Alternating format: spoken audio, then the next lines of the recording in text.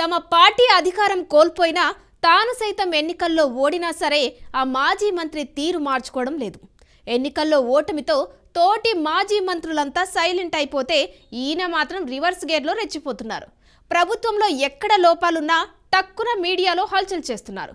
మాజీ మంత్రి స్పీడ్ వల్ల తమ పార్టీకి ఏదైనా లాభం చేకూరుతుందా అంటే ఏమీ లేదనే టాక్ వినిపిస్తుంది.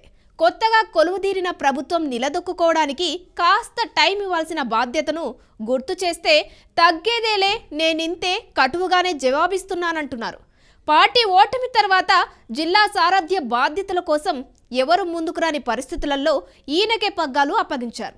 ఈ మాజీ మంత్రి పార్టీ జిల్లా సారథిగా బాధ్యతలు చేపట్టిన తర్వాత పార్టీ గ్రాఫ్ ఎలా ఉంది? ఏమైనా మారిందా?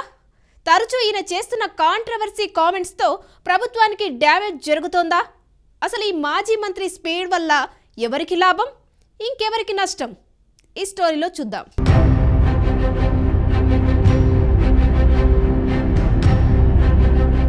అంబటి రాంబాబు తెలుగు రాష్ట్రాల్లో అంతో ఇంతో రాజకీయ పరిజ్ఞానం ఉన్న వారందరికీ ఈ పేరు చిరపరిచితం. వైసీపీ ఫైర్ బ్రాండ్ గా అంబటికి పేరుంది. కాంగ్రెస్ పార్టీలో అప్పటి ఉమ్మడి గుంటూరు జిల్లా Congress party legal cell convener గా రాజకీయ ప్రస్థానం ప్రారంభించిన అంబటి తొలిసారి 1989లో జరిగిన ఎన్నికలలో రేపల్లి నుంచి పోటీ చేసి ఎమ్మెల్యేగా గెలుపొందారు. ఆ తర్వాత 2 సార్లు ఓడిపోయారు.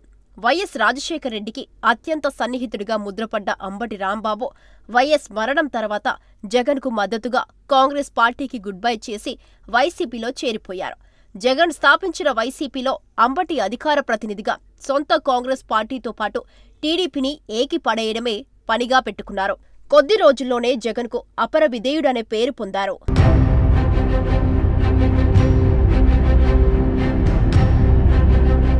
2014లో జరిగిన ఎన్నికలలో అంబటి సత్తెనపల్లి నియోజకవర్గం నుంచి వైసీపీ అభ్యర్థిగా పోటీ చేసి టీడీపీ నేత డాక్టర్ కోడెల శివప్రసాద్ చేతిలో ఘోరంగా ఓడిపోయారు.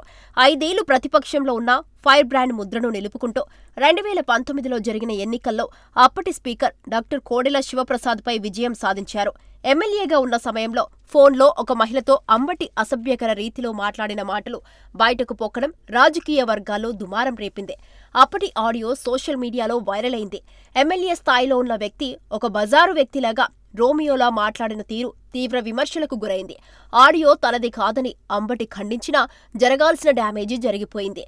ఇవేవీ పట్టించుకోని అధినేత జగన్ అంబటి వ్యక్తిగత విషయం నాకేం సంబంధమని మిన్నకుండడమే కాదు, 2022లో మంత్రివర్గ ప్రక్షాళన చేసి అంబటికి రాష్ట్ర జలవనరుల శాఖ మంత్రిగా బాధ్యతలు అప్పగించి అందర్నీ ఆశ్చర్యపరిచారు. తనవారు అనుకుంటే ఏం చేసినా కొండంతా అండగా నిలుస్తారని జగన్ రుజువు చేసుకున్నారు. మరోవైపు అధినేతకు పార్టీ విధేయతగా ఉంటే చాలు, ఏమైనా చేసుకోవచ్చు అనేదానికి అంబటి ఉదంతమే నిదర్శనంగా రాజకీయ వర్గాల్లో చెప్పుకున్నారు.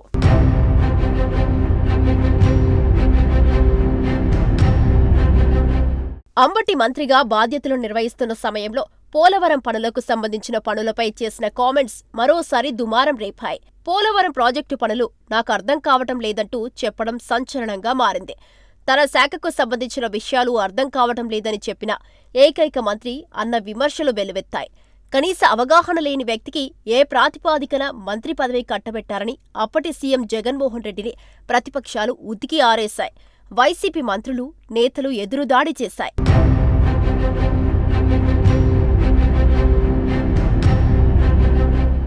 ఫైర్ బ్రాండ్ అనే పేరును నిలబెట్టుకునేలా వ్యవహరించే మాజీ మంత్రి అంబటి రాంబాబుకు మొదటి నుంచి నోటుదూలే ఎక్కువే అని రాజకీయ వర్గాల్లో ప్రచారముంది. తన పార్టీ అధికారంలో ఉన్నా లేకపోయినా ఏ చిన్న అవకాశం దొరికినా ప్రత్యర్థులను ఏకి పారేయడం అంబటికి ఆది నుంచి అలవాటే. వైసీపీ అధికారంలో ఉన్న 5 ఏళ్లు ఆకాశమే అద్దుగా అంబటి చెలరేగిపోయారు. ప్రతిపక్ష నాయకులను ఆటాడుకున్నారు. తన స్థాయిని మించి ఒంటికాలుతో లేచేవారు. ముఖ్యంగా టీడీపీ అధినేత చంద్రబాబు నాయుడు, జనసేన అధినేత పవన్ కళ్యాణ్ను చీటికి మాటికి విమర్శించడమే పనిగా పెట్టుకున్నారు. అవకాశం దొరక్కపోయినా సరే సృష్టించుకొని మరీ విమర్శలు చేస్తారన్న పేరు పడిపోయింది. అంతేకాదు ప్రతిపక్ష నాయకుల కుటుంబ సభ్యులను కూడా రాజకీయాల్లోకి లాగి విమర్శించడం అంబటికి అలవాటే. తన పార్టీ, ముఖ్యంగా జగన్ దృష్టిలో పడేందుకు ఆయన మెప్పును పొంది ఆయన పట్ల వీరే విధేయుడునని చాటుకోవడమే అంబటి నైజామని రాజకీయ వర్గాల విశ్లేషణ.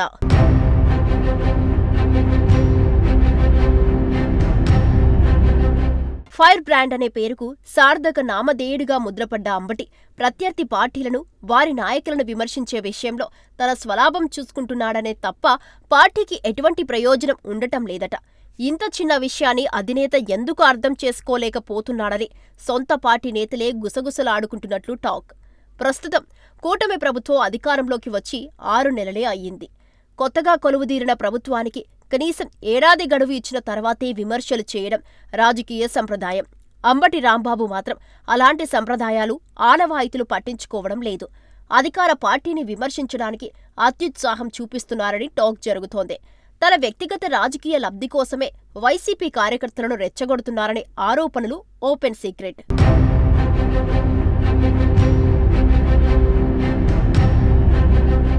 ఈ నెల 18వ తేదీన గుంటూరులోని పట్టాభిపురం పోలీస్ స్టేషన్లో అంబటి రాంబాబు తన అనుచర గణంతో నిరసన చేపట్టారు.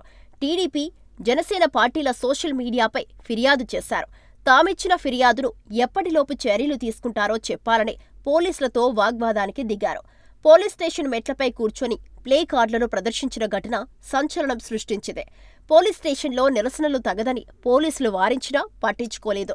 దీంతో తమ విధులకు ఆటంకం కలిగించారని అంబటి రాంబాబుపై పోలీసులు కేసు నమోదు చేశారు. పోలీస్ స్టేషన్ ఆవరణలోనే అంబటి రాంబాబు చేపట్టిన నిరసన రాష్ట్ర రాజకీయాల్లో హాట్ టాపిక్గా మారింది.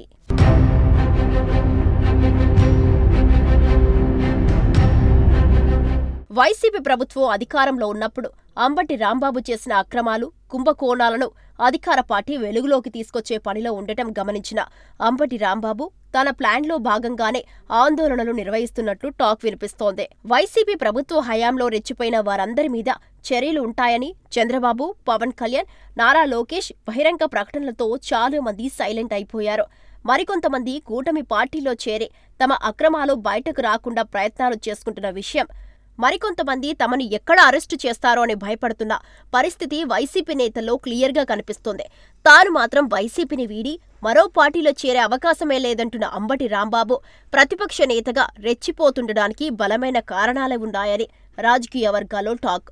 ప్రజల తరపున పోరాడుతుంటే తనను అన్యాయంగా అరెస్టు చేసి అక్రమ కేసులు బనాయించి జైలుకు పంపించారని చెప్పుకొని సానుభూతి పొందాలని అంబటి ప్లాన్ సిద్ధం చేసుకున్నాడని చెబుతున్నారు. కాంట్రవర్సీకి కేర్ ఆఫ్ అడ్రస్గా నిలిచే అంబటి రాంబాబు స్పీడ్కు వైసీపీ అధిష్టానం బ్రేక్ వేస్తుందా? పార్టీకి ముప్పుగా మారకముందే చర్యలు తీసుకుంటుందా? క్లారిటీ రావాలంటే మరికొద్ది రోజులు వేచి చూడాల్సిందే.